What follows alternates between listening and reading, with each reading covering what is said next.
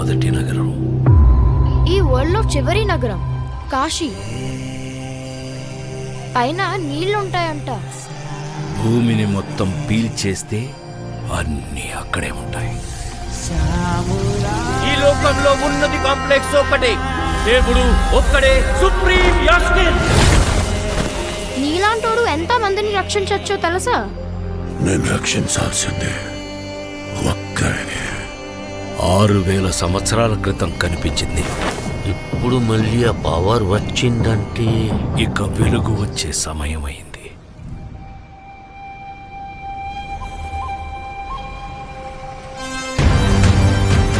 ప్రాణంలో ఇంకో ప్రాణం. నువ్విప్పుడు కనపోయేది మామూలు ప్రాణం